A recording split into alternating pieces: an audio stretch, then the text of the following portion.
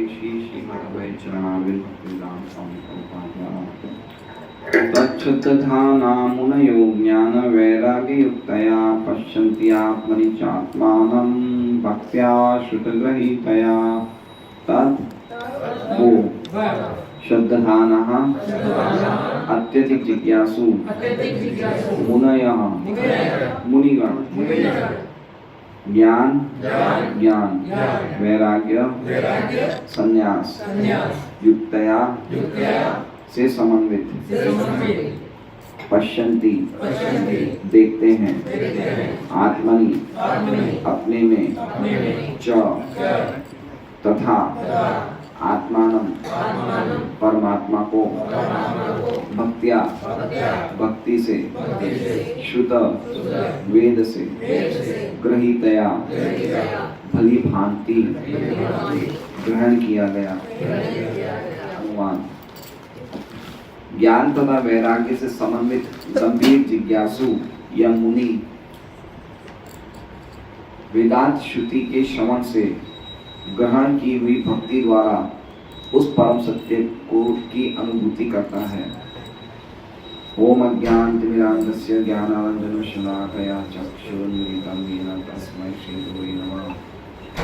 नाम श्रेष्ठमन्मपि शचीपुत्रमत्र स्वरूपं रूपं तस्यागमरूपरिमाधुर्यदृष्टवादी राधा कुन्दं गिरिवरं ततो राधिका माधवाशां प्राप्तो यस्य कृतितकृपया श्रीगुरुं तं नतोऽस्मि। वंदेहं श्रीगुरौ श्रीयुतः पदकमलं श्रीगुरुं वैष्णवांश्च श्रीरूपं सहजातं सहगं रघुनाथान्वितं तं सजीवं साद्वैतं सावधूतं परिजनसहितं कृष्णचैतन्यदेवं श्रीराधा कृष्णपादान् सहगं ललिता श्रीविशाखान्वितांश्च। गुरु वैष्णव भगवान तीन स्मरणाय विघ्न विनाशनाय स्वयं नित्वांचितुवन्। हरे कृष्णा कृष्णा कृष्णा हरे हरे हरे राम राम राम हरे हरे। सभी भक्तों का भागवतम क्लास में स्वागत है।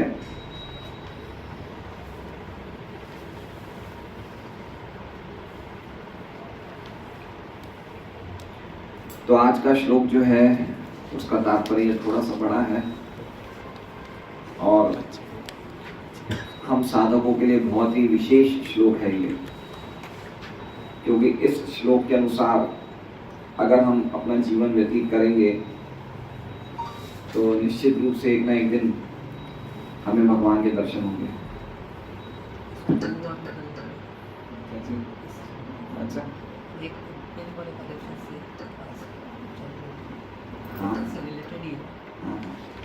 हो जाएगा।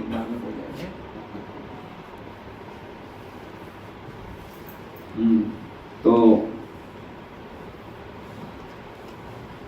बहुत ही विशेष श्लोक है और जैसा कि पिछले श्लोक में मैंने देखा था 10, 11, 12 3 श्लोकों में एक श्रृंखला से पूरी श्रृंखला ही चलेगी सब श्लोकों की। तो 10वें श्लोक में हमने देखा कि जीव का अल्टीमेटली जो उसका जीवन में कार्य वो क्या है, जीवस्य तत्व जिज्ञासा। तत्व मतलब सत्य की जिज्ञासा करना, वही हम सब जीवात्मा का कार्य है ना। तो क्या इंद्रिय तृप्ति नहीं करें? नहीं, जितनी जीने के लिए आवश्यकता है उतनी करिए, लेकिन उससे ज्यादा पूरा समय पूरी एनर्जी जो है भगवान को जानने में लगाइए, तत्व को जानने में लगाइए, है ना। और पिछले श्लोक में श्लोक संख्या 11 में हमने सुना था कि वो तत्व क्या है ना। तत्व क्या है? तो कहते हैं कि जो तत्व को जानने वाले हैं, वदन्ति तत्तत्त्वविदः तत्त्वं यज्ञानम अद्वयम्। जो तत्व को जानने वाले हैं वो ये कहते हैं कि जो तत्व है ये क्या है, ये अद्वय ज्ञान है ना। ये तत्व क्या है? परम सत्य क्या है? तत्व मतलब परम सत्य, सच्चाई, वास्तविक सच्चाई क्या है?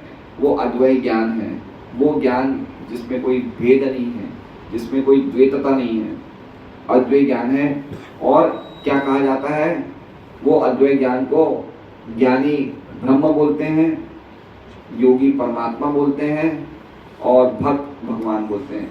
ब्रह्मेति परमात्मेति भगवान इति शब्दते। तो हमने देखा कि एक ही चीज को अलग अलग नाम से पुकारा जा रहा है ना, क्योंकि जो व्यक्ति अध्यात्मवादी है, तीनों ही अध्यात्मवादी हैं, तीनों ही अध्यात्म की सड़क पे हैं, रोड पे हैं, मार्ग पे हैं। कौन कौन? ज्ञानी भी, योगी भी और भक्त भी। लेकिन अब ये तो ज्ञानियों को भी पता चल गया है, योगियों को भी पता चल गया कि इस जगत को कोई सामान्य व्यक्ति नहीं चला सकता है ना, कुछ शक्ति चला रही है। तो इसलिए जो पहला व्यक्ति है, ज्ञानी है, वो क्या कहता है कि ये जो परम सत्य है उसका रूप कैसे हो सकता है, वो तो एक सर्वव्यापी एक ब्रह्म है ना। ब्रह्म मतलब जो भगवान का ये जो तेज है ना, जो सब जगह व्याप्त है, वो ही असली सत्य है। कौन बोलते हैं? ज्ञानी। उसका कोई रूप नहीं है। कैसे हो सकता है रूप? एक रूप वाला व्यक्ति इस जगत को कैसे चला सकता है? चला सकना आसान है, मुश्किल है? बताइए। अभी देखिए इस शहर में कितनी मेट्रो रोड्स बन रही है ना, एक व्यक्ति कैसे चला सकता है? नहीं चला सकता ना। हमें अगर ये कंट्रोल करने हम कर सकते? नहीं कर सकते, बहुत मुश्किल है। तो ज्ञानी क्या सोचता है कि कोई व्यक्ति तो इस जगत को चला ही नहीं सकता है। कौन चला रहा है? एक सर्वव्यापी शक्ति चला रही है इस जगत को। तो वो क्या कहते हैं, जो ये तत्व है, जो ये ज्ञान है, अद्वैत ज्ञान है, वो क्या है? वो ब्रह्म है। ब्रह्म मतलब सर्वव्यापी ब्रह्म, ठीक है, निर्विशेष ब्रह्म जिसका कोई रूप नहीं है। ये ज्ञानियों का विजन है ना। योगी क्या कहते हैं? नहीं, ये ब्रह्म तो है ही है, लेकिन साथ में इसका रूप भी है। क्यों? क्योंकि सबके हृदय में अनुमंता भी है और साक्षी भी है। सबके हृदय के, सबके जीवों के कार्य को देख रहा है और साथ साथ में उनको कार्य करने की अनुमति भी दे रहा है। तो फिर ये तो खाली बिना रूप का तो हो नहीं सकता, तो इसका रूप भी है। इसलिए योगी क्या बोलता है कि अद्वैत ज्ञान का रूप है, वो परमात्मा है। परमात्मेति, इति मतलब वो परमात्मा है। ज्ञानी बोल रहे हो ब्रह्म है, योगी कह रहा है परमात्मा है।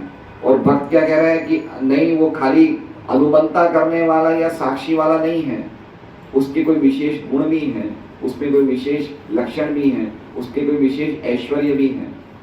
तो वो क्या बोलता है कि अल्टीमेटली परम सत्य क्या है? वो भगवान है। तो हमने कैसे उदाहरण दिया था? रेलवे स्टेशन, ट्रेन का, है ना। एक तीनों व्यक्ति एक ही ट्रेन को देख रहे हैं, लेकिन दूसरे एक व्यक्ति क्या देखता है? ये तो खाली लाइट है।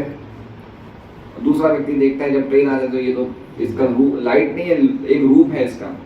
और तीसरा व्यक्ति जो है वो देखता है खाली रूप ही नहीं है, इसमें तो डब्बे हैं, पैसेंजर हैं, खा पी रहे हैं, सो रहे हैं।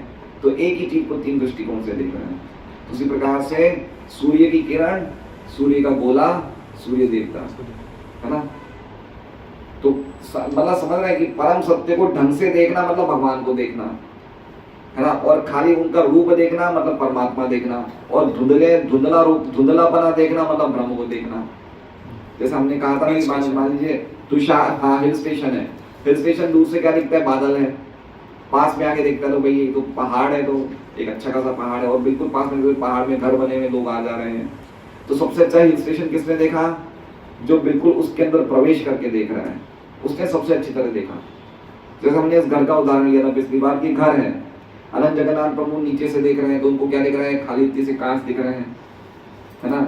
अच्छी तरह घर को देख रहे हैं, लेकिन ढंग से नहीं देख रहे हैं। सदर्शन प्रभु अंदर यहाँ तक आ गए, उन्होंने क्या देखा? नहीं, ये तो खाली कांच के दरवाजा है, ड्राइंग रूम में सब है। और गोविंद अंदर तक घूम रहे हैं, तो उसने देखा रूम भी है, लोग भी रह रहे हैं। तो तीनों ने घर को देखा, लेकिन सबसे अच्छी तरह किसने देखा? गोविंद ने देखा। तो इसी तरह से परम सत्य का अनुभूति तीनों कर रहे हैं। ज्ञानी भी कर रहे हैं, योगी भी कर रहे हैं, भक्त कर रहे हैं। लेकिन भक्त कैसे कर रहे हैं? पूरी तरह से करता है अनुभूति। योगी आंशिक रूप से करता है और ज्ञानी और आंशिक रूप से करता है। तीनों परम सत्य की अनुभूति कर रहे हैं, ठीक है। अब आज का जो श्लोक है वो श्लोक वर्णन कर रहा है कि ये तत्व की अनुभूति तो कर रहे हैं, तत्व तो बता दिया भाई, तत्व ये है, ब्रह्म है, परमात्मा, भगवान, तत्व तो बता दिया। लेकिन तत्व को प्राप्त करने का प्रोसेस क्या है? उस तत्व की अनुभूति करना। अनुभूति मतलब समझ रहे हैं? ब्रह्म की अनुभूति करना, परमात्मा की अनुभूति करना और भगवान की अनुभूति। अनुभूति मतलब साक्षात्कार, उसका भी प्रोसेस तो होगा। तो ये श्लोक क्या बता रहा है? प्रोसेस क्या है, समझ रहे हैं? प्रोसेस मतलब उसको कैसे हम जीवन में कौन सी प्रक्रिया करें जिससे कि हम तत्व की अनुभूति कर सकते हैं। तो आज का श्लोक क्या है? हमें वो प्रक्रिया बता रहा है, प्रोसेस बता रहा है। ऐसा विश्वनाथ चक्रवर्ती ठाकुर इसको लिंक इस तरह से जोड़ते हैं, ठीक है। तो क्या कह रहे हैं? तत्शब्दधाना मुनयो। तत् मतलब वो मतलब वो तत्व को, जो हमने पिछले श्लोक में वर्णन किया था, उस तत्व को श्रद्धाना मुनयो, श्रद्धाना मतलब प्रभुपाद उदाहरण अर्थ बता रहे हैं, जो अत्यधिक जिज्ञासु है। अत्यधिक जिज्ञासु मतलब जो गंभीर है, ठीक है, जिसका जीवन में फोकसिंग है, जिसका अटेंशन फोकस्ड है। श्रद्धाना का मतलब वो जानता है कि मेरे जीवन का मार्ग क्या है, वो उस मार्ग पे पूरी तरह से चलने के लिए तत्पर है। श्रद्धाना का अर्थ तो श्रद्धावान भी होता है। ये प्रभुपाद जो कह रहे हैं ना, अत्यधिक जिज्ञासु, परम सत्य को जानने की जिज्ञासा रखने वाला। जैसे हमारे कुछ भक्त होते हैं, वो बहुत गंभीर होते हैं, है ना, वो देखते हैं कि भाई मुझे टाइम पे भागवतम क्लास में आना है, टाइम पे मुझे इतनी बजे उठना ही उठना है ना। हमारा एक भक्त है, वे सुबह उनके शरीर भी छोड़ दिया ना उन्होंने, रात को 1 बजे आए राजस्थान से, और मंगल आरती का नियम था कि मुझे मंगल आरती जाना ही जाना है। 1 बजे आए, 4:30 बजे मंगल आरती के लिए गाड़ी में तेजी से भागे और एक्सीडेंट हो गया, शरीर छोड़ दिया। तो ये खैर उससे कोई संबंधित बात है, लेकिन मैं कह रहा हूँ जो श्रद्धाना, जो जिज्ञासु व्यक्ति होता है, वो पूरी तरह से तत्पर होता है कि मैं अपने साधन में कोई भी प्रकार की कमी ना रखूं, भक्ति की साधना में कोई भी प्रकार की कमी ना रखूं। तो ऐसे तत्व को जो श्रद्धाधाना व्यक्ति मतलब जो पूरी तरह से गंभीर व्यक्ति, अत्यधिक जिज्ञासु व्यक्ति, मुनयो मतलब मननशील, मनन करने वाला, मुनिगण जो होते हैं, वो कैसे देखते हैं इस तत्व को? ज्ञान वैराग्य युक्तया, ज्ञान के द्वारा, वैराग्य के द्वारा युक्त होके, ज्ञान और वैराग्य से युक्त होके देखते हैं। पश्यन्ति मतलब देखते हैं, देखते मतलब तीनों देख रहे हैं, ज्ञानी भी देख रहा है, योगी भी देख रहा है, भक्त भी देख रहा है। क्या देखते हैं? आत्मनि, आत्मनि मतलब अपने हृदय में, और आत्मानम मतलब भगवान को। ऐसी मनमाने ढंग से देख रहे हैं तो कह रहे नहीं, मनमाने ढंग से देख रहे हैं। श्रुत ग्रहीतया, श्रुत मतलब गुरु के द्वारा श्रवण करने पे या फिर शास्त्रों के द्वारा श्रवण करने में, ग्रहीतया मतलब भक्ति कर रहे हैं श्रवण के आधार पे, और श्रवण के आधार पे जो उन्होंने सीखा है उस प्रकार से भक्ति करके वो इस तत्व को देखते हैं। पश्यन्ति आत्मनि च आत्मानं, मनमाने ढंग से नहीं। कल हम घर में गए तो उन्होंने भागवतम का सेट देने गए थे, तो ले लिया भागवतम का सेट। तो हमारे समाज के थे, अच्छे व्यक्ति थे, तो उनकी पूरे परिवार को एकादशी व्रत खाली उनकी वाइफ करती थी, वो पति और उनकी बेटी नहीं करती थी। तो मैंने उनके पति देव को भी कहा कि आप भी करिए, राठी जी सबने, राठी जी आप भी करिए। बोले ठीक है भैया आपसे करूँगा। उनकी बेटी थी 25 साल की, विवाह है, बेटा आप भी करो। बोले हमारे समाज में अंकल ऐसा है कि कंवारी लड़के को नहीं करना होता है, जब शादी हो जाएगी ना तब कर सकते हैं। तो मैंने बोला ऐसा किसने कहा? बोले नहीं हमारे जैसा मेरे समाज में ये ऐसा कुछ होगा, बता ऐसा बोलते हैं, सुना है हाँ, कोई कहता है हम साल में एक बार करते हैं। उसने कहा कि भाई हम तो कमारे हैं, करेंगे नहीं, अभी मेरी शादी हो जाएगी फिर मैं अंकल कर। मैंने बोला ऐसा कहाँ लिखा है? बोले नहीं हमारे कहा। तो ये कहा कि ये से क्या कहते हैं? मन माना ढंग, समझ रहे हैं? ऐसे हर एक व्यक्ति की कुछ ना कुछ लौकिक परंपराएं चली आ रही हैं, कर रहे हैं भक्ति, लेकिन अपनी परंपराओं के अनुसार ढंग से नहीं कर पा रहे, शास्त्रों को नहीं श्रवण कर रहे हैं, गुरु से नहीं सुन रहे हैं, अपने मनमाने ढंग से कर रहे हैं। तो वो कह रहे हैं ऐसे हम तत्व को नहीं देख सकते। कैसे देख सकते हैं? भक्तिया श्रुत ग्रहीतया, हमारी भक्ति श्रुत मतलब शास्त्रों पे आधारित होनी चाहिए। ये बहुत इंपॉर्टेंट बात है। हमारी भक्ति या हमारी जो भगवान की आराधना किस पे आधारित होनी चाहिए? शास्त्र पे आधारित होनी चाहिए। अभी देखिए कितने सारे नए नए मार्ग चले आ रहे हैं, लेकिन ये शास्त्र पे आधारित है नहीं है।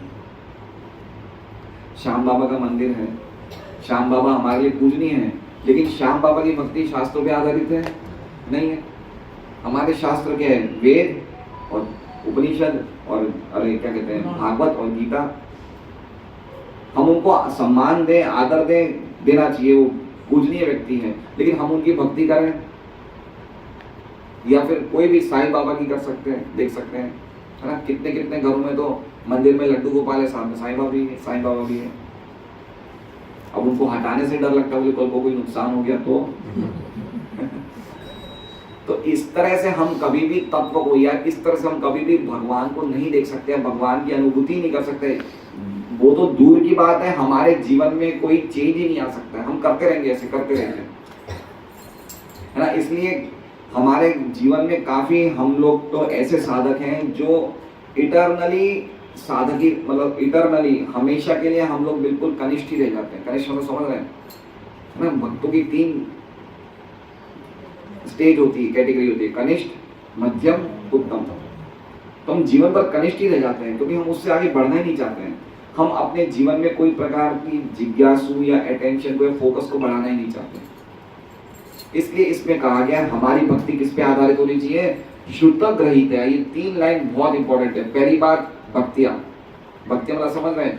ये तीनों को, चाहे ज्ञानी है, चाहे योगी है, चाहे भक्त है, इनको तीनों को, भक्त तो भक्ति का सहारा लेता ही लेता है, लेकिन ज्ञानी और योगी को भी अपनी अपनी चीजों को प्राप्त करने के लिए भक्ति का सहारा लेना पड़ेगा। ज्ञानी को ब्रह्म की अनुभूति करनी है, योगी को परमात्मा की अनुभूति करनी है। तो अगर उसको निराकार ब्रह्म में भी विलीन होना है तो भी उसे क्या बोलना पड़ेगा? हरे कृष्णा कृष्णा कृष्णा हरे हरे, हरे राम राम राम हरे हरे। कितने लोग राम नाम का जप करते हैं, लेकिन उनको राम में विलीन होना है ना? इसलिए कहने का मतलब कि हमें चाहे जीवन में कोई भी प्रकार की उपलब्धि करनी हो, अल्टीमेटली हमें किसका सहारा लेना पड़ेगा? भक्ति का ही सहारा लेना पड़ेगा। देखिए, आप कोई भी कर्म कांड यज्ञ होता है, मंगलम भगवान विष्णु, भगवान का नाम लिया जाता है, लिया जाता है ना? तो पॉइंट ये है कि कोई भी कार्य करना पड़ेगा, भक्ति का तो सहारा लेना ही पड़ेगा। भक्ति के इंडिपेंडेंट हम कोई भी कार्य में सफल नहीं हो सकते। तो इसलिए बताया है कि ये तीनों लोग भक्तियां शुद्ध ग्रहितियां। और एक और बहुत सुंदर हरि भक्ति रसामृत सिंधु में, कौन से ग्रंथ में, हरि भक्ति विलास में बहुत अच्छा श्लोक है, शुद्ध ग्रहिता यहाँ पे है। क्या है वो? कि वो समाज में उत्पाद खड़ी करती है। नहीं, श्रुति स्मृति पुराणादि पंचरात्र विधि विना एकांती की हरि भक्ति उत्पाताय व कल्पते।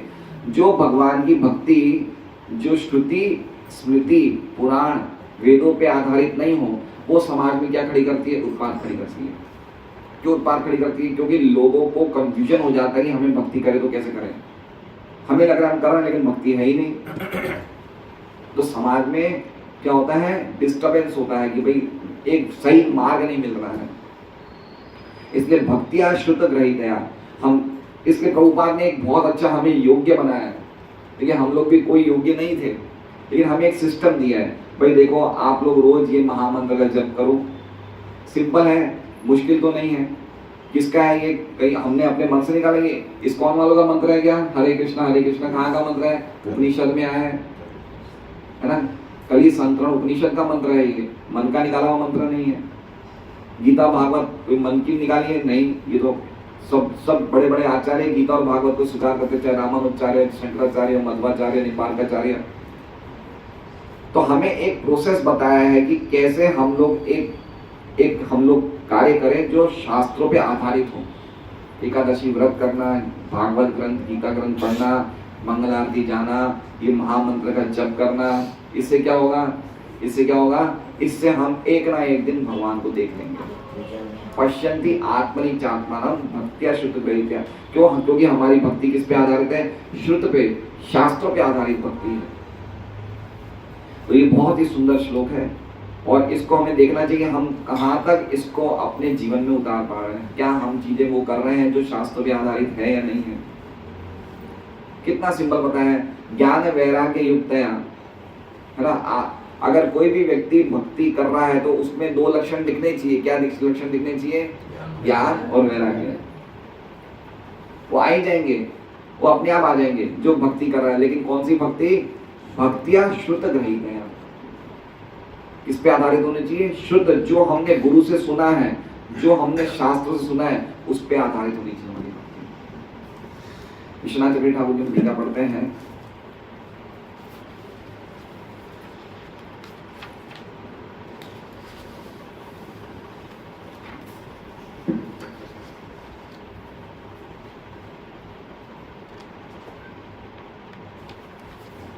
ये श्लोक उस तत्व को साक्षात्कार करने की रीति बता रहा है। ठीक है, उस तत्व को, कौन से तत्व को? जो पिछले तत्व का वर्णन किया था पिछले श्लोक में, उस तत्व का साक्षात्कार कैसे करें?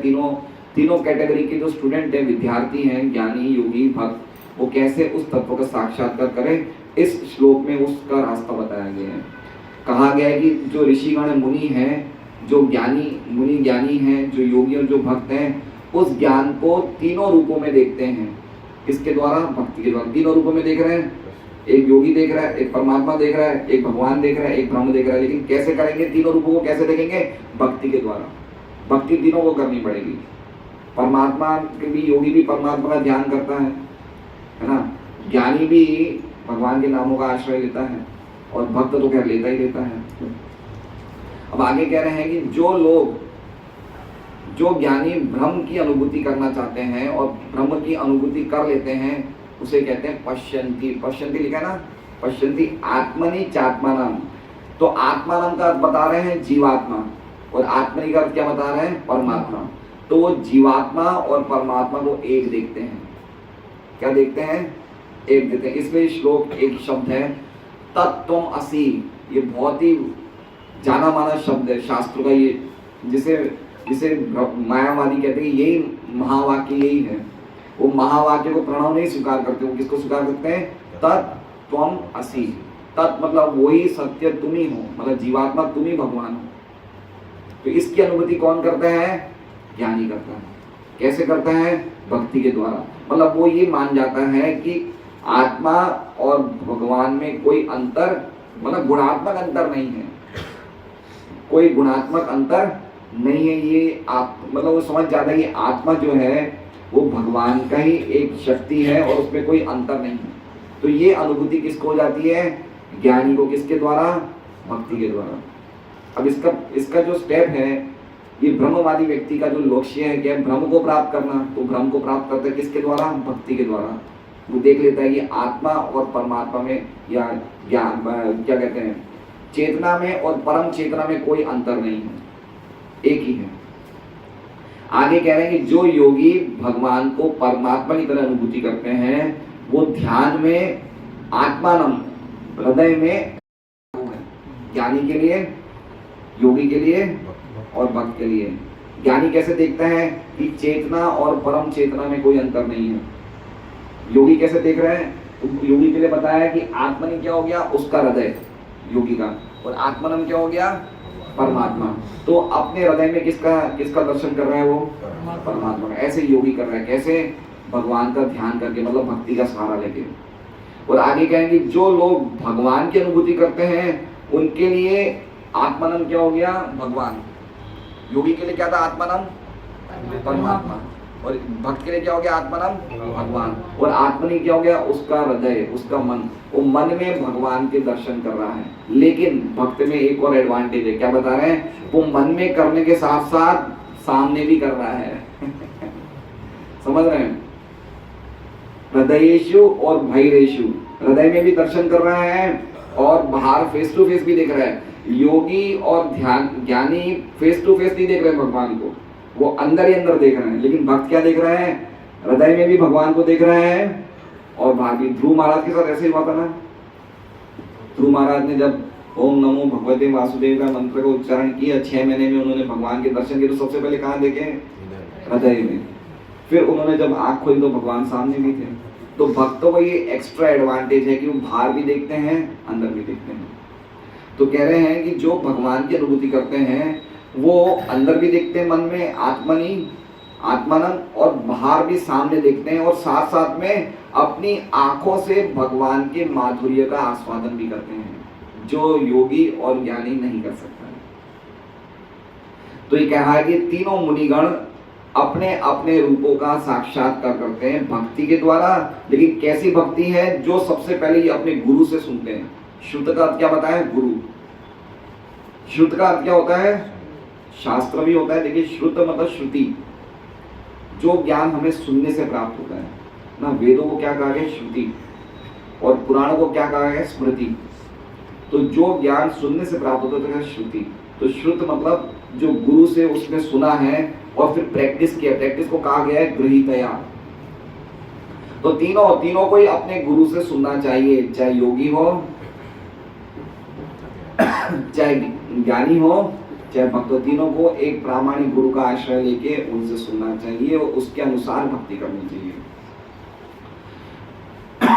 अब इसमें कहा कि भक्तिया का अर्थ बताया गया है भगवान के बारे में सुनना और कीर्तन करना। भक्तिया शुद्ध ग्रहितया, तो भक्तिया का क्या सिंपल डेफिनेशन क्या होता है? भक्तिया का अर्थ क्या है? श्रवणम कीर्तनम। खाली ये दो प्रोसेस, अगर हम हरे कृष्णा कृष्णा कृष्णा हरे हरे, हरे राम राम राम हरे हरे, एक जीवन में प्रामाणिक गुरु का आश्रय लें, ये महामंत्र को उच्चारण करें, भागवत कक्षाओं में जाएं, तो इस चीज से हम इस श्लोक के अर्थ को सार्थक कर सकते हैं। खाली इतना करने से, गुरु का आश्रय लें, गुरु से सुने, भागवत सुने, हरि नाम का जप करें, इतना सरल हो गया। बताइए, इतना सरल हो गया। आगे कह रहे हैं कि जो ब्रह्म के और परमात्मा के उपासक हैं उनको भी भक्ति ही करनी पड़ेगी अपनी अपनी साधन को सिद्ध करने के लिए। और आगे कह रहे हैं कि ज्ञान और वैराग्य जो दो चीज बताई है, वो दो चीज ज्ञानी और योगियों के साधन करने की चीज है। भक्तों के लिए दो चीज करने की आवश्यकता नहीं है। क्या इंपॉर्टेंट बात बताइए? क्या ज्ञान और वैराग्य हमारे जीवन में हमें नहीं लाना चाहिए? लाना चाहिए, नहीं लाना चाहिए? तो इसमें क्यों कहा गया कि भक्तों को नहीं लाना चाहिए और ज्ञानी और योगियों को लाना चाहिए? स्वतः आ जाता है। इसमें कहा गया है कि ज्ञानी और योगियों को भक्ति, ज्ञान और वैराग्य के लिए प्रयास करना पड़ता है, लेकिन भक्तों को भक्ति के स्वभाव से ये दो चीज अपने आप ही मिल जाती है। इसलिए भक्ति के मार्ग में इन दो चीजों को प्राप्त करने के लिए निर्बंध कहा गया है। क्या गया है? प्रोहिबिट किया गया। नहीं, तुम ज्ञान वैराग्य प्राप्त करने का प्रयास मत करो, तुम खाली भक्ति करो, तो भक्ति से ज्ञान वैराग्य अपने आप आ जाएगा। तो विश्वनाथ चक्रवर्ती ठाकुर कहते कैसे आएगा ज्ञान? तो बता रहे हैं, जब कोई भगवान को प्रेम करता है तो वो भगवान के बारे में और कुछ जानने का प्रयास करता है कि मैं जानूं। तो ये ज्ञान हुआ नहीं हुआ? वो क्या पढ़ेगा? भागवत पढ़ेगा, गीता पढ़ेगा। तो क्या जानना चाहता है कि मैं जिससे प्रेम करता हूँ उसकी बहुत और जानकारी निकालूं। तो ये ज्ञान हुआ नहीं हुआ? अभी हम लोग भागवत पढ़ रहे हैं तो ये भक्ति भी है, और भक्ति के साथ साथ हमें भगवान के माधुर्य का भी तो आस्वादन मिल रहा है। तो अपने आप ज्ञान मिल रहा है, नहीं मिल रहा है तो भक्ति, लेकिन ज्ञान प्राप्त हो रहा है, नहीं हो रहा है।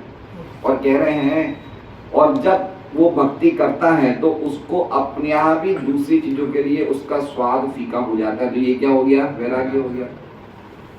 अब देखिए, हमें कितने भक्तियां बैठे हैं जो 16 माला कर रहे हैं। अब उनको आप बोल दो कि भाई एक आधा घंटा तुम टीवी पे एक सीरियल देख लो, वो देखने का मन करेगा ही नहीं उसका, है ना? हमारे पार्टी में तो कितने भक्तों ने टीवी निकाल दिया घर से बाहर। तो ये स्वाद, ये क्या हुआ? स्वाद फीका हुआ नहीं हुआ? है ना? आप बताइए कि कोई व्यक्ति के लिए तंबाकू छोड़ना, चाय पीना, ये आसान बात है, मुश्किल है? कल एक घर में गए थे हम, अनूप जी अग्रवाल, वो भाई साहब तो पूरे टाइम 20 मिनट हमने बात की, भागवत दे लो, पूरे टाइम मुंह में मसाला मावा क्या खाया जा रहा था। 55-60 साल की उम्र थी। आखिर तक माना नहीं हो। मैंने बोला भैया आपकी ये भागवतम पढ़ने से ये आपका गुटखा छूट जाएगा। तो उसकी भाई बोले भैया ये बात तो सही है, बहुत तकलीफ है हमें, ये छोड़ते ही नहीं है। तो मैं आपको रास्ता बता रहा हूँ, आप ये महामंत्र का जप करिए, भागवत पढ़िए, आपका गुटखा छूट जाएगा। फिर भी वो लेने को तैयार नहीं हुआ। तो कहने का मतलब कि लोगों की ऐसी ऐसी आदतें जो छूटती नहीं जीवन में, है ना? गुटखा मावा तो आगे की बात है, लोगों की चाय नहीं छूटती। चाय छूट जाती है? नहीं छूटती। भाई साहब सब छोड़ दे, लेकिन चाय की प्याली के बिना हम नहीं रह सकते। लेकिन भक्तों से क्यों छूट जाती है? क्यों छूट जाती है? क्योंकि वो भक्तियां शुद्ध ग्रहितिया, एक तो भक्ति के शुद्ध मार्ग में लगे हुए हैं, और भक्ति के माधुर्य से, भक्ति के मीठेपन से अपने आप ही उनके मन में चाय कॉफी पीने की इच्छा ही नहीं करती है। तो ज्ञान और वैराग्य हुआ नहीं हुआ? तो प्रभुपाद जी ने 4 नियम बताए, कोई नशा नहीं, कोई मांसाहार नहीं, कोई जुआ नहीं, कोई व्यभिचार नहीं। तो अपने आप ही इससे वैराग्य हो जाता है। और वैराग्य का एक प्रॉपर शब्द का अर्थ वो है, वो तो हम बाद में पढ़ेंगे, लेकिन पॉइंट ये है कि ज्ञान और वैराग्य उस भक्त में अपने आप आ जाता है। इसलिए उसे अलग से प्राप्त करने का प्रयास भक्ति में नहीं करना चाहिए। मतलब ज्यादा बहुत ज्यादा तपस्या या बहुत ज्यादा हमें अपने आप को वैरागी बताने की जरूरत नहीं है। जो हमें बताया गया इतना करें तो इससे अपने आप ज्ञान वैराग्य हो जाएगा। अल्टीमेटली हमें ऐसा नहीं कि हमें बहुत कुछ खाना कम कर देना है, या फिर हम लोग दिन भर अलग अलग शास्त्रों को पढ़ते रहें, ज्ञान अर्जित करते रहें, या अलग अलग कथाओं में जाएं, सुने उनसे, ऐसी कोई जरूरत नहीं। खाली भक्ति के एक सिंपल सीधे प्रोसेस है। क्या प्रोसेस है? भगवान के सामने बैठ जाइए, हरे कृष्णा कृष्णा कृष्णा हरे हरे, हरे राम राम राम हरे। आपने सभी तीर्थ कर लिए, सभी तपस्या कर ली, सभी नदियों में स्नान कर लिए, सभी यज्ञ कर लिए, सभी वेदों का पठन कर लिए। खाली इतना करने से ठाकुर जी के सामने बैठ जाइए। नहीं है मंदिर तो सोफा पे बैठ जाइए, हृदय से बिल्कुल पुकारते हुए ढंग से बोलिए, ढंग से सुनिए, तो हमने सब कर लिया।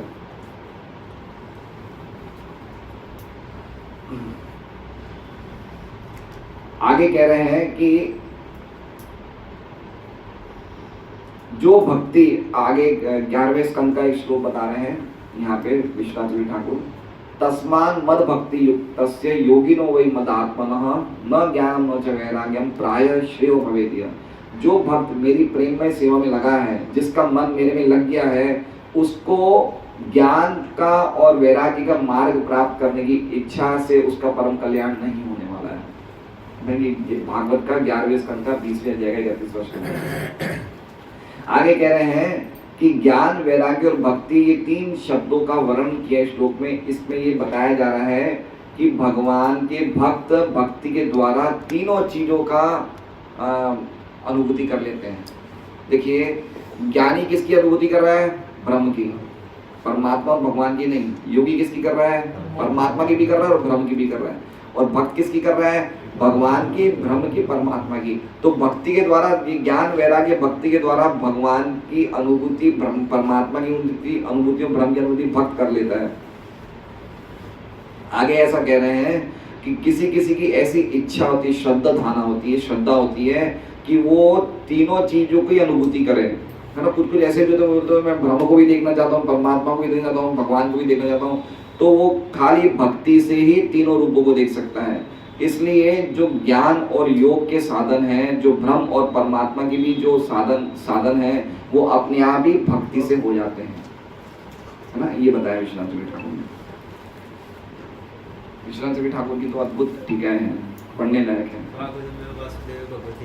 हाँ, भक्ति योग क्या श्लोक हो? वासुदेव भगवती भक्ति योग प्रयुक्त जनयति आशु वैराग्यम ज्ञानम च रहित। हमने अभी पढ़ा शायद 7वां या 8वां श्लोक का कि वासुदेव की भक्ति करने से अपने आप ही जनयति आशु, है ना, तुरंत ही प्रकट हो जाती है, ज्ञान हो जाता है। भक्ति में लगने से अपने आप हो जाता है, हमें पता नहीं चलता है। प्रॉब्लम ये है कि हमें पता नहीं चलता, लेकिन हो रहा है। जैसे आप समझिए, मान लीजिए कि ये राष्ट्रपति माता जी एरोप्लेन में बैठे हैं, ठीक है। अब एरोप्लेन में तो ना तो आवाज करता है, तो इनको क्या लग रहा है एरोप्लेन बड़ी तेज, बड़ी हल्की स्पीड में चल रहा है। बोले लक्ष्मी माता जी तो ऑटो रिक्शा में बैठी, कितना खर आवाज करके तुरंत भाग रही है, तो मैं तो बड़ी हल्की चल रही हूँ और ये बड़ी आवाज करके चल रही है। तो क्या लग रहा है इनको कि मेरी स्पीड हल्की है और रिक्शे की स्पीड तेज है, लेकिन एक्चुअली में किसकी तेज है? एरोप्लेन दिखती नहीं है। तो उसी प्रकार से भक्ति से दिख नहीं रहा है हमें कितना ज्ञान और वैराग्य हो रहा है। हमें लग रहा है यार वो तो ये तो व्रत कर रहा है, 2-2 दिन कुछ खाता नहीं, ये वो कर रहा है, ये कर रहा है, इसमें तो कितना ज्ञान वैराग्य, हमें ऐसा लगता है। लेकिन भक्ति करने से इतना तेजी से डेवलप होता है ज्ञान वैराग्य कि हमें से अनुभूति नहीं है, तो और कुछ करने की जरूरत नहीं है। जो हम कर रहे हैं वो अपने आप ही ज्ञान वैराग्य से प्राप्त हो जाता है। जैसे उदाहरण दिया जाता है कि अगर कोई व्यक्ति ढंग से भोजन कर रहा है तो अपने आप ही उसको तुष्टि मिलती है, पुष्टि मिलती है, और हर एक गस्से से उसकी भूख अपने आप कम हो जाती है। उसी प्रकार से जब कोई भक्त भगवान को शरणागत होकर भक्ति करता है, उससे क्या होता है? उसे भगवान की अनुभूति होती है और दूसरी सभी चीजों से अपने आप ही विरक्ति हो जाती है। भक्ति परेशानुभव विरक्ति, 3 चीज होती है। भक्ति मिलती है, भगवान की अनुभूति होती है और विरक्ति अपने आप हो जाती है। तो प्रभुपाद का हम तात्पर्य पढ़ते हैं। तात्पर्य, परम सत्य की पूर्ण अनुभूति, परम सत्य भगवान वासुदेव के भक्ति योग द्वारा की जाती है। भक्ति योग का अर्थ देखिए, समझ लीजिए, सिंपल बात है। भक्ति कब शुरू होगी, पहले ये समझ लेते हैं हम, है ना। सम सर्वेषु भूतेषु मद भक्तिम लभते परम। जब व्यक्ति के मन में संभाव आ जाए, जब वो समचित वाला हो जाए, जब उसके मन से राग द्वेष हट जाए, जब उसके मन में ये मेरा ये तुम्हारा ये भावना हट जाए, तब भक्ति शुरू होती है। समझ रहे हैं बात को? भक्ति कहाँ शुरू होती है? अगर हमारे मन में राग है, द्वेष है, तो अभी भक्ति शुरू नहीं हुई है। इसलिए भगवान क्या कह रहे हैं 11वें अध्याय के आखिर में, निर्वैर सर्वभूतेषु। जो व्यक्ति सभी के प्रति, कोई भी जीवात्मा के प्रति वैर नहीं रखता है, वो व्यक्ति मेरे पास आएगा, है ना। भगवान कपिल बोलते हैं माँ देवहूति को भागवत के 30 स्कंद में कि अगर कोई व्यक्ति किसी व्यक्ति के प्रति वैर रखता है और साथ में वो मेरी भक्ति कर रहा है, तो उसका इसी प्रकार से करना हुआ जैसे कोई व्यक्ति यज्ञ की आहुति में घी डाल रहा है, लेकिन वो यज्ञ ऑलरेडी बुझ चुका है, राख में घी डाल रहा है। तो क्या हमारे मन में वैर है तो हम नहीं करें भक्ति? क्या अर्थ हुआ इसका? इसका अर्थ क्या हो भाई, हमारे मन में तो है नहीं है वैर, तो करे नहीं करे? क्या करना चाहिए बताइए? अब इसमें तो लिखा है कि बिना भक्ति दोष से, देखिए गीता जी में लिखा है वीत राग भय क्रोधा मन माया माम उपासिता, कि राग भय क्रोध से मुक्त होके काफी लोगों ने मुझे प्राप्त किया। तो इसलिए करना है नहीं करना है? करना है। क्यों? क्योंकि करते करते करते निकल जाएगा। नहीं करेंगे तो कोई चांस नहीं निकलेगा। जैसे मान लीजिए सत्य महाप्रभु कह रहे हैं कि प्रभु जी आज मुझे माला नहीं करना है। क्यों नहीं करना? बोले मेरा माला में मन नहीं लगता। तो नहीं करने से तो बिल्कुल ही नहीं लगेगा, करने से थोड़ा तो लग रहा है। हम भागवत क्लास में तो कुछ तो समझ में आ रहा, नहीं आएगा तो बिल्कुल समझ में नहीं आएगा। इसलिए भक्ति करने से, ये प्रोसेस करने से हमारा हृदय वास्तव में तच्छुद्धधाना, वास्तव में अगर हम जिज्ञासु है, वास्तव में गंभीर हैं, तो ये सब बीमारियां निकल जाएगी और फिर प्योर भक्ति प्रकट होगी, शुद्ध भक्ति प्रकट होगी। इसलिए भक्ति योग का अर्थ समझ लेना चाहिए ना। भक्ति योग का अर्थ क्या है? जो पूरी तरह से देहात्म बुद्धि से मुक्त हो जाते हैं, तब भक्ति शुरू होती है। सर्वोपाधि, सभी प्रकार की उपाधियों से, कि मैं हिंदू हूँ, मैं मुसलमान हूँ, मैं मारवाड़ी हूँ, मैं गुजराती हूँ, ये उपाधियां नहीं चलती भक्ति में। सर्वोपाधि विनिर्मुक्तम, सभी प्रकार की उपाधि से जो मुक्त हो जाता है वो भक्ति, भगवान उसकी सेवा स्वीकार करते हैं। देहात्म बुद्धि वाले की सेवा क्यों स्वीकार करेंगे भगवान? भगवान खुद ही देहात्म बुद्धि में नहीं है।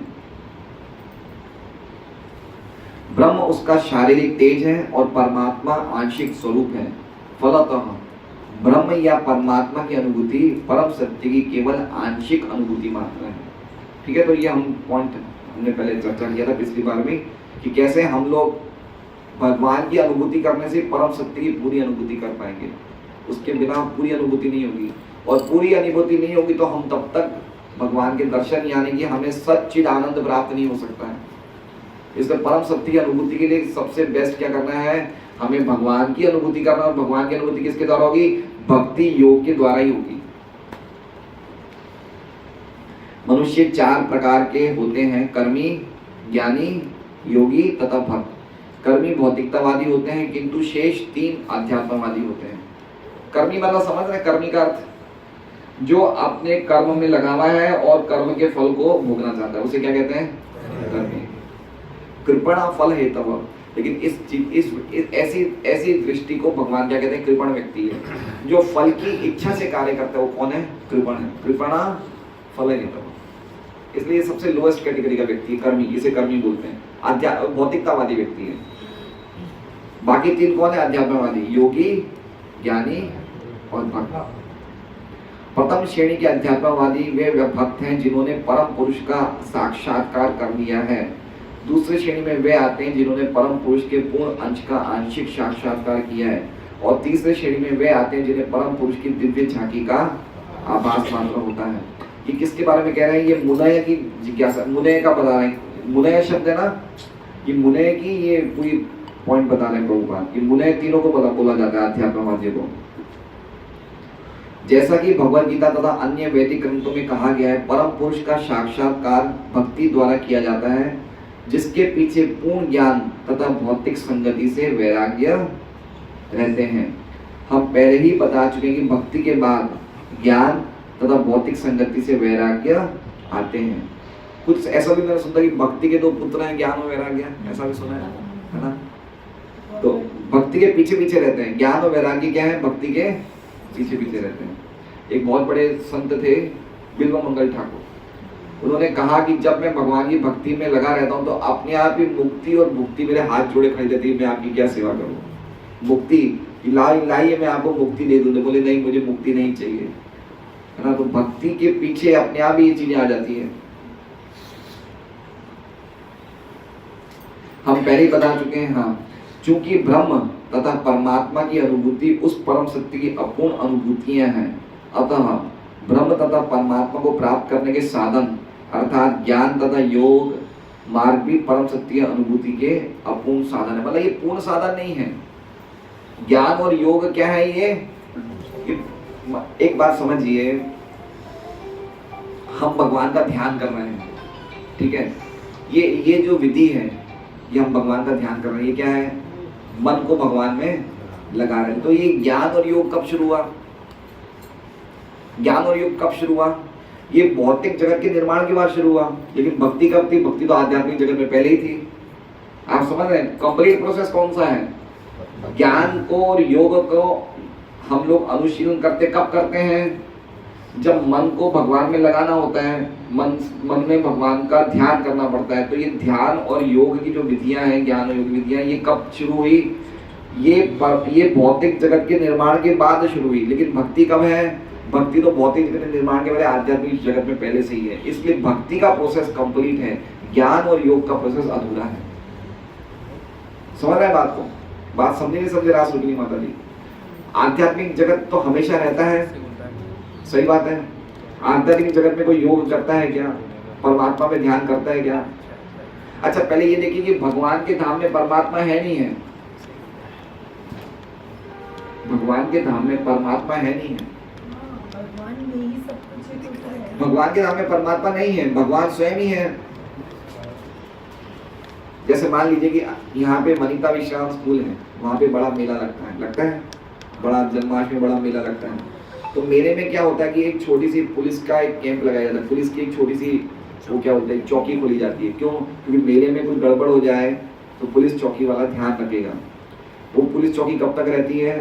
जब तक मेला रहता है। मेला बंद, पुलिस चौकी बंद, वो पुलिस चौकी वापस जो है मेन पुलिस स्टेशन में चली जाएगी। तो उसी प्रकार से परमात्मा कहाँ है? भौतिक जगत में, सबको कंट्रोल करने के लिए। आध्यात्मिक जगत में परमात्मा की जरूरत नहीं, परमात्मा वापस भगवान में चले जाते हैं। तो उसी प्रकार से आध्यात्मिक जगत की ओरिजिनल प्रोसेस क्या है? भक्ति। ज्ञान और योग कब शुरू हुए? जब भौतिक जगत शुरू हुआ। समझ रहे हैं बात को? तो ज्ञान और योग भगवान को प्राप्त करने की अपूर्ण विधियां हैं। इसलिए कह रहे हैं प्रभुपाद, भक्ति कंप्लीट विधि है। तो ये कितनी गहरी बातें हमें जानने को मिलती है। एक्चुअली में हमें ये सब चीजें क्यों समझ रहे हैं? जिससे कि हमारी भक्ति में श्रद्धा बढ़े। पहला दूसरा शब्द है तत् श्रद्धाना। और जिसकी भक्ति में श्रद्धा नहीं है, चाहे वो भक्ति करी क्यों ना रहा हो, उसे भगवत प्राप्ति नहीं हो सकती, वापस जन्म मृत्यु के चक्कर में जाएगा। 9वें अध्याय का कौन सा श्लोक है? 3रा। अश्रद्धाना पुरुष धर्मस्यास्य परंतप अप्राप्य माम निवर्तन्ते मृत्यु संसार वर्त्मनि। हम भक्ति कर रहे हैं, लेकिन भक्ति में भी हमें अभी पूरी तरह से फेथ नहीं है। तो क्या होगा? हम भक्ति करने के बावजूद भी मृत्यु संसार में वापस आ जाएंगे। इसलिए फेथ को बढ़ाने के लिए प्रभुपाद ने तात्पर्य बताया कि आपका भक्ति का प्रोसेस अपने आप में कंप्लीट है, जो हम ये कर रहे हैं। हरे कृष्णा कृष्णा कृष्णा हरे हरे, हरे राम राम राम हरे। ये अपने आप में कंप्लीट है। ये शास्त्रों द्वारा, गुरु द्वारा, आचार्य द्वारा ये पूरी तरह से कंप्लीट बोनाफाइड प्रोसेस है। इसके अलावा हमें कोई दूसरा प्रोसेस करने की आवश्यकता नहीं है। दूसरे प्रोसेस क्यों करते हैं? कोई भक्त ऐसे भी होते हैं जो ये करने के साथ साथ दूसरा भी करते हैं, क्योंकि अश्रद्धाना, उनको श्रद्धा नहीं है। इसलिए बताया गया है कि ज्ञान और योग का जो मार्ग है वो अपूर्ण है, क्योंकि उससे परम सत्य की पूरी अनुभूति नहीं होती है, आंशिक होती है। भक्ति ही एकमात्र पूर्ण विधि है जिससे गंभीर जिज्ञासु को परम सत्य की अनुभूति हो सकती है, क्योंकि भक्ति की नींव पूर्ण ज्ञान तथा सांसारिक वैराग्य के ऊपर खड़ी होती है और वेदांत श्रुति के श्रवण द्वारा सुदृढ़ होती है। ये भक्तिया शुद्ध ग्रहित है, बताया। वेदांत श्रुति हम सुनेंगे सुनेंगे सुनेंगे, जब तक हम सुनेंगे नहीं भक्ति की कोई शुरुआत ही नहीं हुई है। हमने पहले ही कह दिया कि मन माने ढंग से भक्ति नहीं होती है। सुनने का आधार, हमारा श्रवण के आधार पे भक्ति होती है। आज हमने सुना, क्या सुना कि हमें महामंत्र, तो सुना नहीं सुना हमने, ये तो श्रवण हुआ और क्या हुआ, ठीक है। तो हम जब तक सुनेंगे नहीं प्रामाणिक व्यक्ति से, प्रामाणिक शास्त्रों से, तो हम कैसे समझेंगे हमें क्या करना है। इसलिए कहा गया कि भक्तियां शुद्ध ग्रहित है। अतः भक्ति अल्पज्ञ आध्यात्मियों के लिए, आध्यात्मवादियों के लिए नहीं होती है। भक्तों की भी 3 श्रेणियां, अब इसमें भक्तों की भी 3 श्रेणी बता रहे हैं कि सब भक्त एक प्रकार के नहीं होते। अब हम कौन सी श्रेणी में, हमें देख लेना चाहिए। चलिए आज हम देखते हैं हम कौन सी श्रेणी में। ट्रेन में बैठे तो हमें पता तो चलना चाहिए एसी फर्स्ट में, एसी 2 टायर में, ऑर्डिनरी स्लीपर में। कल को कोई बैठ जाए स्लीपर में, बोले मैं तो, मुझे पता ही नहीं, तो क्या बताया जाएगा। तो आइए हम कौन सी श्रेणी में प्रभुपाद बता रहे हैं, तीनों श्रेणी में भक्तों की क्या स्थिति है। तो भक्तों की भी 3 श्रेणियां होती है, प्रथम, द्वितीय तथा तृतीय।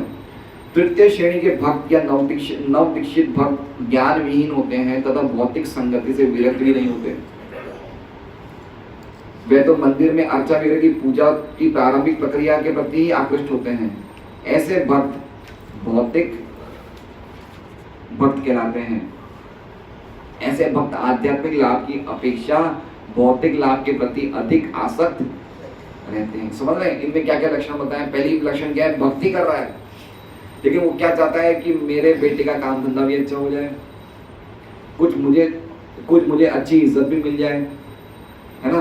भक्ति करना है, बस कुछ थोड़ा करना है। अभी कल क्या हुआ कि एक माता जी हमें मिले वेसु मंदिर में 3-4 दिन पहले, बोले प्रभु जी आप बच्चों के संबंध कराते हैं, मेरी बेटी का भी संबंध करा दो। मैंने बोला बिल्कुल कराएंगे।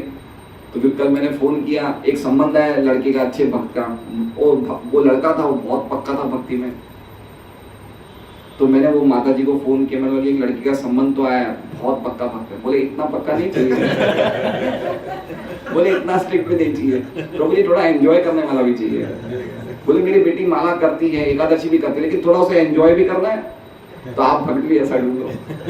समझ रहे हैं। तो ऐसी चीजें देखिए, जो इनमें लिखा है ना शास्त्रों में, वो हमें प्रैक्टिकल दिख जाएगा कि बहुत से ऐसे भक्त हैं जो अभी बिल्कुल ये ना प्रथम, ये तृतीय, हम लोग प्राय सब लोग तृतीय श्रेणी में हैं। क्यों? क्योंकि हम भक्ति भी कर रहे हैं और साथ साथ में हम महामंत्र भी जप कर रहे हैं, नियमों का पालन भी कर रहे हैं, लेकिन हमें थोड़ा एंजॉय भी चाहिए भी, कभी कभी होटल पिक्चर, या हमें पैसा भी चाहिए, धन प्रतिष्ठा भी चाहिए नहीं चाहिए। तो ये इस प्रकार के भक्त कौन सी श्रेणी में है? तृतीय श्रेणी में।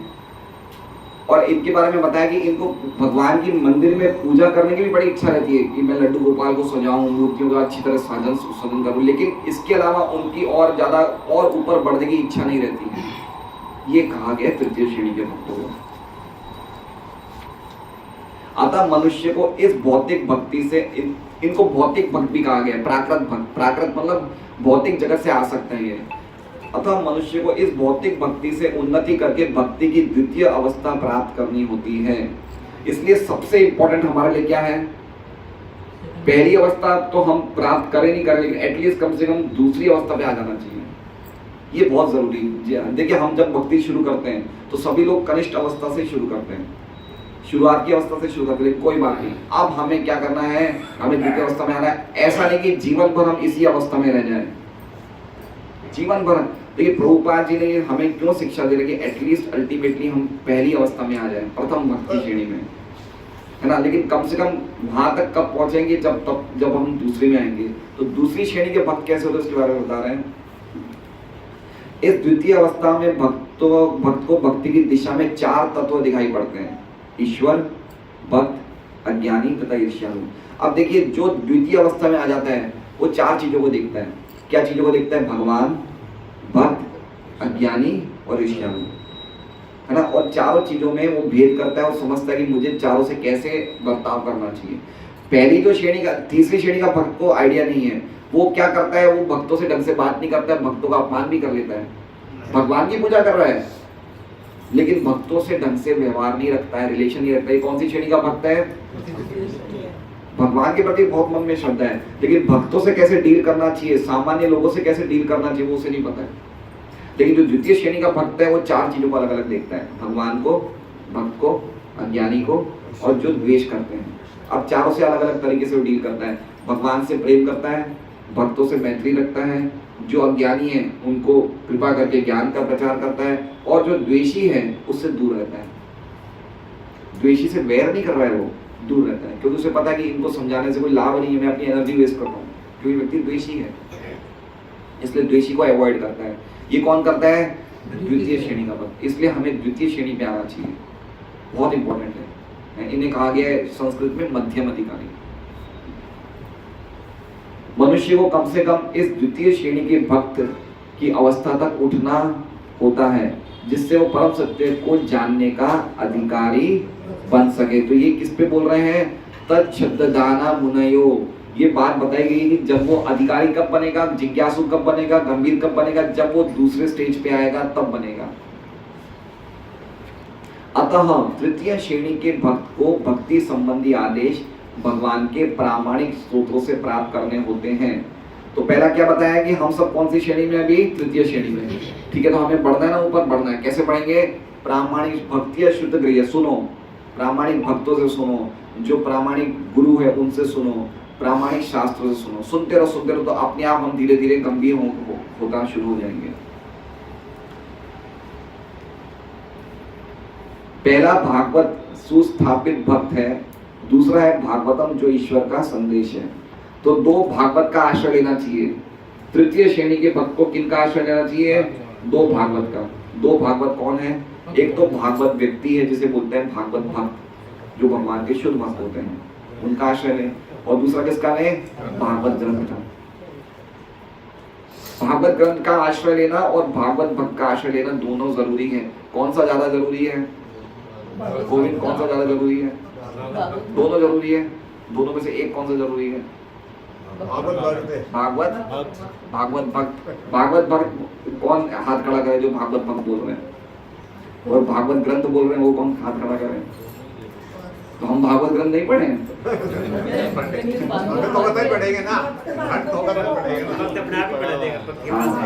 तो भागवत भक्त बहुत जरूरी है। भागवत ग्रंथ तो पढ़ना ही है, लेकिन ग्रंथ हमारे कान नहीं खींच सकता, भागवत भक्त हमारे कान खींच सकता है। अगर कोई चीज हम गलत कर रहे हैं, कौन बोलेगा? भागवत भक्त बोलेगा, ग्रंथ नहीं बोलेगा। ग्रंथ तो हमें सही गलत बता रहा है, लेकिन हमारे कान नहीं खींच सकता है। दोनों में वैसे कोई अंतर नहीं है, भागवत ग्रंथ और भागवत भक्त, क्योंकि भागवत भक्त का जीवन ही भागवत ग्रंथ है। जो भगवान के शुद्ध भक्त उनका जीवन क्या भागवत ही है। तो इसमें दोनों में अंतर नहीं है, इसलिए दोनों का आश्रय हमें लेना चाहिए। अतः तृतीय श्रेणी के भक्त को भक्ति के उपदेशों की शिक्षा लेने के लिए किसी सच्चे भक्त के पास जाना होता है। सच्चे भक्त के पास। अब एक बात समझिए, आप लोग को मैं बता देता हूँ। अभी ये मलमास शुरू हो गया, अभी खूब कथाएं होलसेल में चालू हो जाएगी। ठीक है, अब हम लोग क्या करते हैं, यहाँ भागवत क्लास भी सुनते हैं, चलो भाई 3 से 6 कुछ करना है, नहीं कथा में बैठ जाते हैं। लेकिन अगर वो कथा कोई शुद्ध भक्त नहीं बोल रहा है, तो उस भक्त की चेतना, जो भी वो कथाकार है, उसकी चेतना हमारे हृदय में, उसकी श्रद्धा हमारे हृदय में प्रवेश करेगी। और अगर हम पक्की श्रद्धा वाले हैं तो भी ढीले पड़ जाएंगे। समझ रहे बात को? इसलिए किसका खाना चाहिए, किससे सुनना चाहिए, बहुत जीवन में महत्व रखता है। ये कोई सामान्य चीज नहीं हम कुछ भी खा लें, या कोई सामान्य बात है कि हम अपने कान किसी को भी दे दे। क्यों दे हम किसके कान, अपने कान किसी और को क्यों दे? हम कोई भी कथा, जो कथा प्रामाणिक स्रोतों द्वारा नहीं, हमें ऐसा लग रहा है वो प्रोफेशनल कथा है, हम अपने कान उनको क्यों दे? ये गलत जगह कान देना भी, इसकी भी कीमत चुकानी पड़ेगी। इसलिए बहुत इंपॉर्टेंट कहा गया है, इसमें प्रभुपाद कह रहे हैं कि सच्चे भक्त के पास जाना चाहिए ना। आजकल बताइए कथाओं में पैसे लगते नहीं लगते, बताइए। यही हो रहा है। देखिए अभी कुछ कथाकार आते हैं, 7 दिन का 1 दिन का 1 लाख लेते हैं, निश्चित का फिक्स है। हमारा 1 दिन का 1 लाख, 7 दिन का 7 लाख। तो प्रोफेशनल कथाकार है, ये बोल रहे हैं भगवान की बातें बोल रहे हैं सब। लेकिन हमें पता चलेगा कि आप मेरी बात सुनिए, अभी ये दूध गर्म किया अंदर रसोई में, और दूध के अंदर कोई सांप ने छिपकली चली गई, और बाहर से क्या लगेगा? बाहर से दूध ही लगेगा, अंदर तो जहर चला गया। तो कृष्ण कथा हम सुनते, कथा ही लग रही है, कृष्ण के बारे में बोल रहे हैं, लेकिन क्या है अंदर से क्या चला गया? जहर चला गया। दिखता है? नहीं दिखता है। इसलिए बहुत इंपॉर्टेंट है ये। सनातन गोस्वामी ने हमें पूरी तरह से सावधान किया कि जो व्यक्ति वैष्णव सदाचार का पालन नहीं करता है, उससे अगर हम कथा सुनते हैं तो कथा ऐसी हो गई जैसी हमने सांप के जहर वाला दूध पी लिया है। यद्यपि दूध अमृत है, लेकिन वो दूध हमारे जहर का काम करेगा। उसी प्रकार से ऐसे व्यक्ति से हम कृष्ण कथा सुनते हैं जो वैष्णव सदाचार का पालन नहीं करते हैं, जो शुद्ध भक्ति के मार्ग में नहीं, तो कथा क्या हमारे लिए क्या बन गई? जहर बन गई। कृष्ण कथा जहर बन गई। यस, कृष्ण कथा जहर बन गई।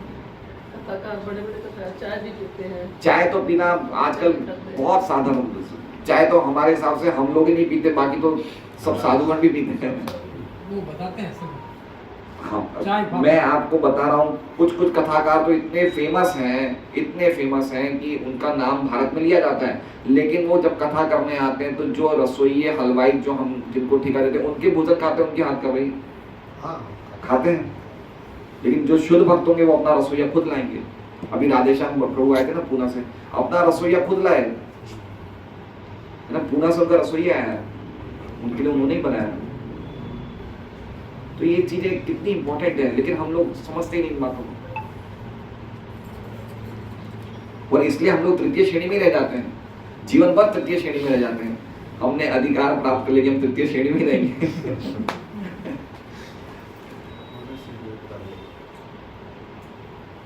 ऐसा भक्त कोई व्यवसायी व्यक्ति नहीं होता जो भागवत को व्यापार समझकर अपनी जीविका कमाता हो। ऐसे भक्त को सूत गोस्वामी जैसा सुखदेव गोस्वामी का प्रतिनिधि होना चाहिए और उसे समस्त जनता के चतुर्दिक कल्याण के लिए भक्ति संप्रदाय का उपदेश करना चाहिए, है ना। भक्ति के प्रचार में कोई पैसे की इच्छा ही नहीं होनी चाहिए, मुझे ये प्रचार से पैसा मिल रहा है। मान लीजिए मैं यहाँ क्लास देने आ रहा हूँ, मुझे जिस दिन ऐसी मन में भावना है कि भाई मुझे 1000 रुपये की दक्षिणा मिल जाए, जैसे मान लीजिए आज आज किसी ने व्यक्ति बोले भाई साहब 500 रुपये मुझे लेना पड़ेगा, अब अगली बार आओ, बोले 500 तो मिल गया, 1000 कम मिलेगा। ऐसे लालच पड़ता है, समझ रहे हैं। हो सकता है कुछ कथाकार अच्छी भावना से भी आते हैं, लेकिन जब पैसा मिलना शुरू हो जाता है ना, और अगर हम पक्के नहीं होते हैं तो धीरे धीरे हम प्रभावित हो जाते हैं, है ना, हम लालच हो जाता है। इसलिए बड़ा सावधान रहना चाहिए। अब पैसा कोई दे रहा है, ठीक है, कोई बात नहीं, भगवान की सेवा में लगाए, लेकिन मन में भावना नहीं रखे कि भाई मैं यहाँ जा रहा हूँ मुझे इतना मिलेगा, वो भावना नहीं रखे।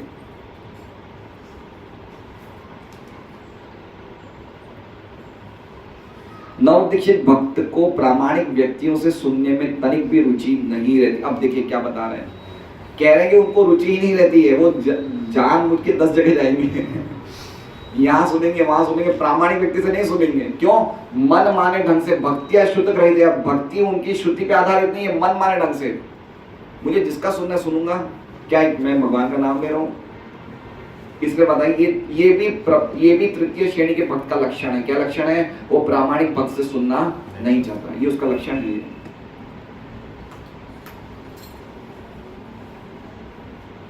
ऐसा नवदीक्षित भक्त अपनी इंद्रिय तृप्ति हेतु किसी व्यावसायिक व्यक्ति से सुनने का दिखावा करता है। इस प्रकार के श्रवण तथा कीर्तन से सारा मामला बिगड़ चुका है। पूरा मामला बिगड़ चुका है। ये प्रभुपाद ने तात्पर्य कब लिखा? 1965 में। तब ये कथाएं शुरू हो थी, लेकिन बहुत कम होती थी। अब कितनी हो रही है? होलसेल में। तो प्रभुपाद बोले मामला बिगड़ चुका है पूरा। अतः इस दोषपूर्ण विधि के प्रति अत्यंत सतर्क रहने की आवश्यकता है। भगवत गीता या श्रीमद् भागवतम में निहित भगवान के दिव्य संदेश निसंदेह दिव्य विषय हैं, किंतु तो भी किसी व्यावसायिक व्यक्ति से उन्हें ग्रहण नहीं करना चाहिए, क्योंकि वो उन्हें उसी प्रकार विषाक्त कर देता है जिस प्रकार सर्प अपनी जीभ के स्पर्श मात्र से दूध को विषाक्त कर देता है। अब एक बात और समझिए, हमें कैसे पता चलेगा कि ये व्यक्ति प्रोफेशनल है या शुद्ध है? कैसे पता चलेगा? अब कोई व्यक्ति चला गया, बोले भाई साहब आप कह रहे हो नहीं जाना चाहिए, हमें पता कैसे चलेगा? वो कैसे पता चलेगा? भक्तियां शुद्ध करते हम जब तक खुद ही ग्रंथ नहीं पढ़ेंगे, हम कैसे पता चलेगा? भाई मान लीजिए हम बाजार में जा रहे हैं सोना खरीदने के लिए, तो सोने का आइडिया कुछ तो हमें होना चाहिए, नहीं होना चाहिए? बिल्कुल नहीं होगा तो हम तो ठगे जाएंगे। तो उसी प्रकार से ये व्यक्ति कैसे पता लगाए कि ये व्यक्ति सामने वाला बोलने वाला प्रामाणिक है या गड़बड़ है? ये निकालना भी बहुत मुश्किल है, बहुत मुश्किल है। हमारे यहाँ तक कि हमारी संस्था के भक्त भी काफी ऐसे कथाकारों में जाते हैं जहाँ नहीं जाना चाहिए। सही बात है, नहीं सही बात है सत्यम प्रभु? जाते नहीं जाते हैं। क्यों? क्योंकि वो भी इस चीज को नहीं पता लगा पा रहे हैं। लेकिन अगर कोई वास्तव में ढंग से ग्रंथ पढ़ रहा है एक प्रामाणिक गुरु के आश्रम में, वो एक बार के सुनने से पता लगा लेगा गड़बड़ है। अगर वो वास्तव में गंभीर भक्त है, कल को मान लो चलो वो चला गया, किसी के कहने पर कथा में बैठ गया, लेकिन अगर वो कथा सुन लेगा थोड़े समय के लिए, वो समझ जाएगा कि यहाँ पे मिश्रण है, वो समझ जाएगा, क्योंकि वो शास्त्रों को जानता है, क्या संदेश उसको जानता है, वो समझ जाता है कुछ गड़बड़ है। इसलिए बहुत जरूरी है कि व्यक्ति का उसकी स्थिति क्या है, वो क्या बोलता है, स्थित प्रज्ञ से का भाषा, वो बोलता क्या है उससे पता चलेगा उसकी स्थिति क्या है।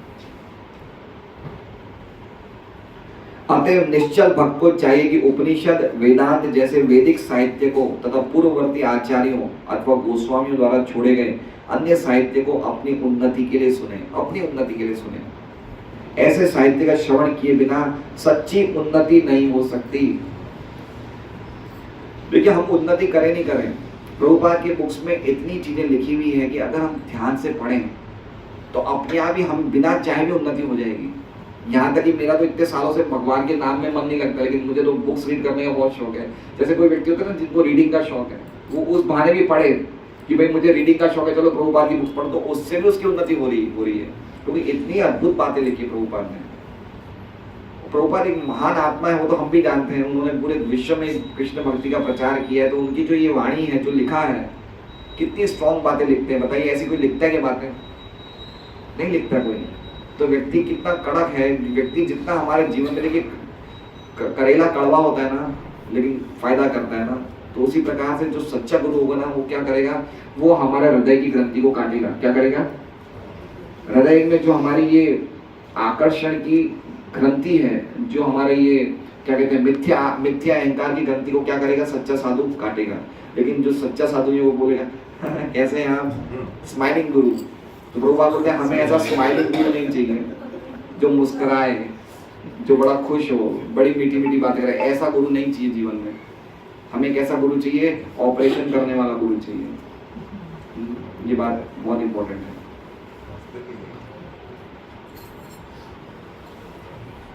बिना श्रवण किए तथा आदेशों का पालन किए बिना भक्ति का प्रदर्शन व्यर्थ है और ये भक्ति के पथ में अवरोध जैसा है। अतएव जब तक श्रुति, स्मृति, पुराण या पंचरात्र प्रमाणों जैसे सिद्धांतों पर भक्ति स्थापित न हो, तब तक भक्ति के ऐसे प्रदर्शन को त्याज्य समझना चाहिए। अवैध भक्त को कभी भी शुद्ध भक्त की मान्यता नहीं दी जानी चाहिए, है ना। अवैध भक्त, अवैध मतलब इलीगल भक्त को कभी भी शुद्ध भक्त जैसी बराबरी नहीं समझना चाहिए। और वही चीज आज हो रही है, वही चीज आज हो रही है ना। ऐसे लोग जिनको कोई आइडिया नहीं, उनकी पैर पूजे जा रहे हैं भाई, पैर पूजे जा रहे हैं। और वो बोलते हैं, साधु जी बोलते हैं कि मेरे पैर पूजने के 51,000 रुपए तो मंजूर है। बोले हाँ पूजो। ऐसे भी हैं, घर में रखने के 2,51,000 रुपए। तो उनके सर्वेंट बोलते हैं ऐसे, वो साधु के गुरु दास ऐसा बोलते हैं, तैयार है कि आपको, तो हम आपके घर में पधरावनी करेंगे। पधरावनी बोलते हैं ना। तो ये प्रभुपाद कह रहे हैं कि इनका पर्दाफाश होना चाहिए, पता चलना चाहिए कि ये शुद्ध भक्त को, इनको शुद्ध भक्ति मान्यता नहीं दी जानी चाहिए। कैसे दे सकते हैं शुद्ध भक्ति मान्यता? वैदिक साहित्य से ऐसे संदेशों को आत्मसात करके अपने भीतर अंतर्यामी परमात्मा को निरंतर देखा जा सकता है। ये समाधि कहलाती है। ये इस श्लोक का फल बताया गया है। क्या फल बताया गया है? कि अगर हम प्रॉपरली इस श्लोक का पालन करेंगे तो क्या होगा, हमें अपने भीतर अंतर्यामी परमात्मा को निरंतर हम देख सकते हैं। हरे कृष्णा। श्रीमद् भागवतम की जय। श्रील प्रभुपाद की जय। एक श्लोक आता है ना, ये चार जो बताया कैटेगरी, प्रेम करना, ईश्वरे तदीनेषु बालिशेषु दुष्टसु च प्रेम मैत्री कृपोपेक्षा यह करोति सा मध्यमा। 11वें स्कंद है। कुछ लोग जैसे ऐसे होते हैं कि जिनका खर्चा ही भागवत क्लास ही भागवत कथा से चलता है। मतलब उसमें ऐसा है कि दूसरा कुछ कार्य नहीं कर रहे। मतलब उसमें ऐसा है कि देखिए अब जैसे मान लीजिए आप कथाकार बन गए, ठीक है, अब आप कथा में जा रहे हैं, अब कोई दक्षिणा चला रहा है, तो उससे आपका अगर धनोपार्जन हो रहा है, ठीक है, जीविका, लेकिन एक्स्ट्रा पैसा इकट्ठा करके अपना आश्रम बनाना, ये करना, वो गड़बड़ है। कोई तो इतने विरक्त होते हैं कि जितना उनको चाहिए इतना ही लेते हैं, बाकी सब वो भी मंदिर की सेवा में दे देते हैं। आजकल तो पैकेज हो गया। हाँ, पैकेज का जमाना। सही बात, पैकेज हो गया।